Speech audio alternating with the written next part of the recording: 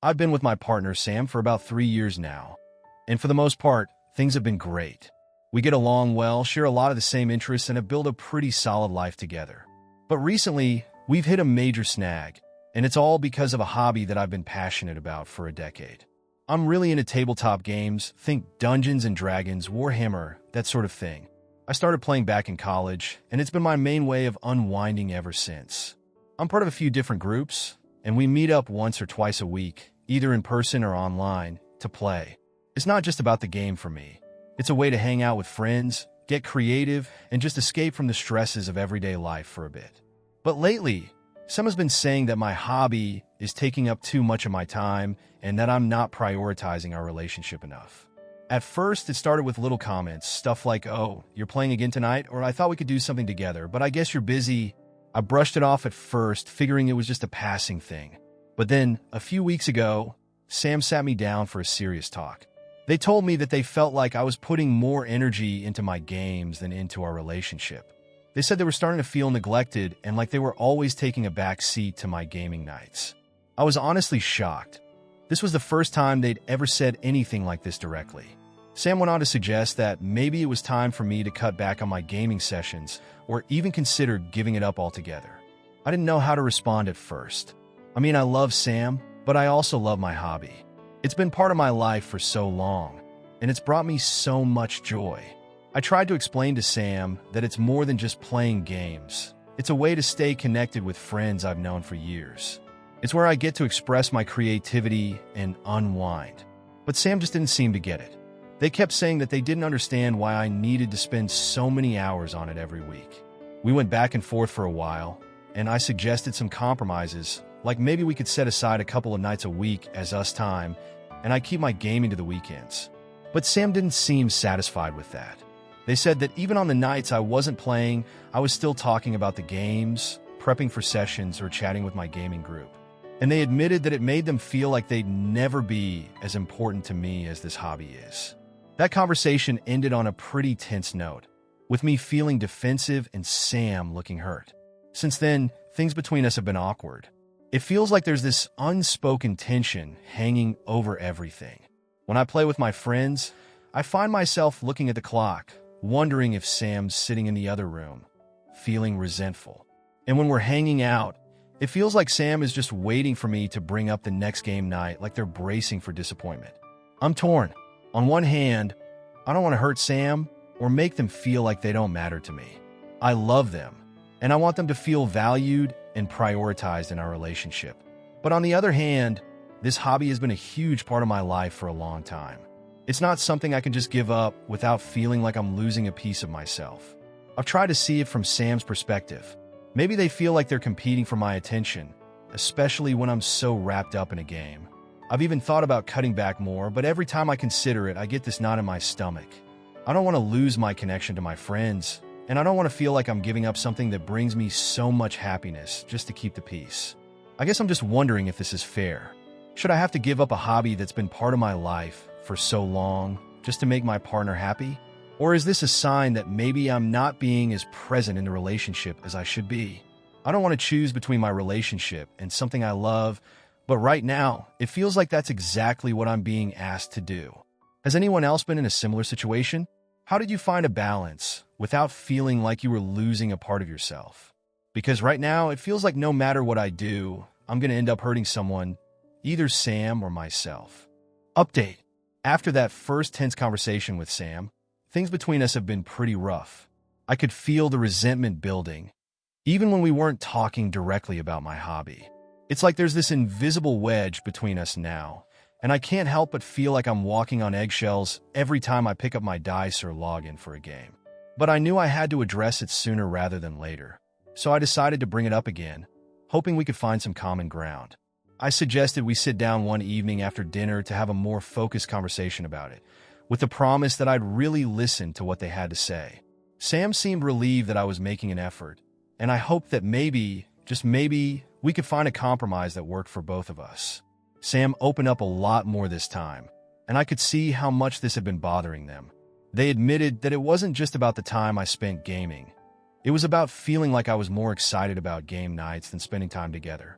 They told me that when I talked about my games, my face would light up in a way they hadn't seen in a while when it came to us. That really stung to hear, and it made me realize that maybe I hadn't been as present as I thought I was. But I also try to make my side clear. I explained again that this hobby is a huge part of who I am. It's been a constant in my life through so many changes, including the hard times before I met Sam. It's not just the games themselves, but the community and friendships I've built around them. It's like my own little support network, and without it, I think I'd feel pretty lost. Sam said they understood, but they were still worried that my hobby was taking too much of my attention. They even brought up the idea of therapy or couples counseling, which caught me off guard. I never thought we were at that point, but the fact that Sam was willing to go there showed me how serious this was for them. I told them I'd think about it, and that maybe it wasn't such a bad idea to get an outside perspective. In the meantime, we agreed to try a trial run of some changes. I cut back on my gaming sessions, limiting myself to one night a week instead of 2 or 3, and I promised to keep the game talk to a minimum when we were spending time together. I also made sure to plan more date nights and activities for just the two of us, things that didn't involve my usual crowd. Sam seemed happier with this, and for a few weeks, things felt like they were starting to improve. But if I'm being honest, those weeks were tough for me. I missed my regular game nights, and it was hard not to feel a little resentful myself. Every time I told my friends I couldn't make a session, they were supportive but confused. After all, I'd always been one of the most consistent players in the group. I found myself feeling like I was losing touch with a big part of my life, and it hurt more than I expected. One night, after I'd missed a particularly fun campaign session because of a last-minute date night, I couldn't hold it in any longer. Sam and I got into a big fight. I told them that I felt like I was giving up too much and that I was starting to feel like a different person. Sam fired back that they felt like they'd been asking for my attention for months, and that it shouldn't be such a huge sacrifice to put the relationship first sometimes. We both said things we regretted, and Sam ended up sleeping on the couch that night. The next morning, we were both exhausted, but we sat down to talk things through again.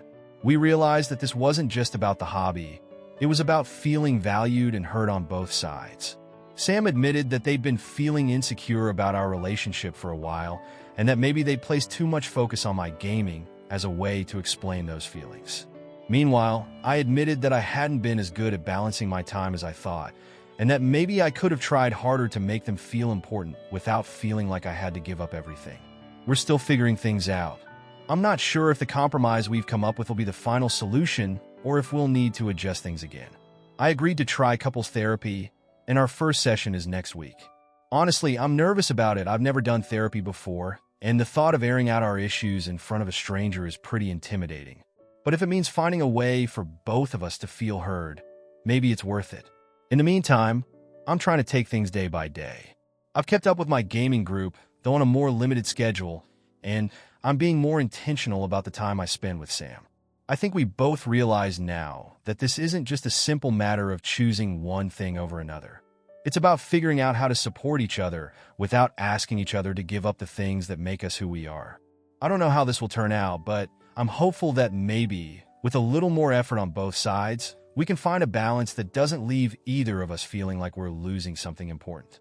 And maybe, just maybe, this will bring us closer in the long run, even if it's been a really bumpy road to get there.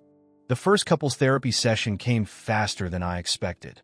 I walked in with my stomach in knots, unsure of what to expect or how it would go.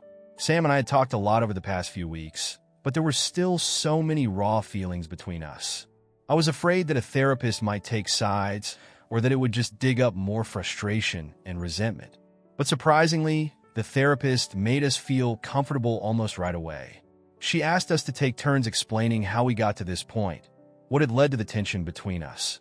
Sam spoke first, and I listened as they described feeling like they were competing with my hobby, like I was more excited about game nights than the time we spent together. Hearing it all laid out like that, I could see why Sam felt hurt. It wasn't easy to hear, but I tried to listen without getting defensive. Then it was my turn. I talked about how much the hobby meant to me, how it wasn't just about the games, but the connections and the friendships I had built over the years. I explained that it felt like Sam was asking me to give up a part of myself, even if that wasn't what they'd intended. I could see Sam's face soften a little as I spoke, like they were hearing my side in a new way. The therapist helped us identify some of the deeper issues at play, like Sam's fear that I wasn't fully committed to our relationship, and my struggle with feeling like I was losing my identity to make things work. She encouraged us to think about what we both needed to feel secure and valued in the relationship. It was emotional and messy, but by the end of that session, I think we both felt a little lighter, like maybe this was a fight we could actually win together. In the weeks that followed, we kept going back to therapy, and it started to make a real difference. We worked on communicating more clearly, especially when one of us was feeling neglected or misunderstood. I learned to be more mindful about how I balance my time and attention, making sure that when I was with Sam, I was really with them, putting away my phone, not talking about the games I'd missed, just being present. Sam, on their end, started to see that my love for tabletop games didn't mean I loved them any less. They even took a bit of an interest in my hobby, asking me to show them what it was all about. We set up a little game night where I taught them some of the basics of D&D, and while I don't think they'll ever become a full-time player, it meant a lot to me that they were willing to try. For the first time in a long while, it felt like we were making room for each other's interests instead of seeing them as competition. There were still rough patches, of course. We had arguments about how much time I was spending prepping for sessions, or when Sam felt like I was slipping back into old habits. But the difference was that we knew how to talk about it now without letting it blow up into a full-on fight. The therapy sessions gave us a space where we could air out those feelings without fear of hurting each other. Eventually, we found a rhythm that worked. I kept my gaming to once a week, usually on the weekends, and made sure that the rest of the time, I was focused on the life Sam and I were building together. I even invited some of my gaming friends over for a game night at our place, so Sam could meet them and see for themselves that these were good people who'd been part of my life for years. It wasn't perfect, but it felt like a step in the right direction. And slowly, that tension that had settled between us started to lift. We went on more spontaneous dates, spent time exploring new hobbies together, and found ourselves laughing like we used to. It didn't happen overnight, and there were still moments when I missed the freedom of being able to game whenever I wanted. But seeing how much happier Sam was, and feeling the difference in our relationship, made those sacrifices feel worth it. One of the biggest breakthroughs came when Sam admitted that their frustration wasn't really about my hobby at all. It was about feeling like they were losing me. They told me about their own fears of not being enough, of seeing me get excited about something that they didn't share, and feeling like they'd never be able to compete with that. Hearing that made me realize that this wasn't just about me giving up game nights. It was about us figuring out how to be there for each other, even when our passions didn't always align. And I guess that's what it all boiled down to in the end. Understanding. Understanding that it's okay for both of us to have things that make us happy, things that are separate from our relationship. But also understanding that sometimes compromises are necessary, not because one person is right and the other is wrong, but because that's how you make space for each other in your lives. It's been a few months since we started therapy, and I think we're finally in a good place. I've reconnected with my gaming group, but I'm more mindful of the balance between that part of my life and my relationship with Sam. And Sam has been more open about their own hobbies and interests too, things I hadn't even realized they put on the back burner while focusing so much on us. I'm not going to say it's been easy. There are still times when I wish I could dive back into my hobby without worrying about anything else, just like there are moments when Sam gets frustrated if I'm talking too much about a campaign. But I think we've both learned that loving someone means making space for their whole self, not just the parts that are convenient or easy to understand. And most importantly, I've learned that compromise doesn't always mean losing something you love. It can mean finding a way to share it, to make it a part of your life in a different way. I think Sam sees that too now, and that's what makes me feel hopeful for our future together. So yeah, it's been a wild ride, and it's far from over. But for the first time in a long while, I feel like we're on the same team again, and that feels like a pretty good place to be.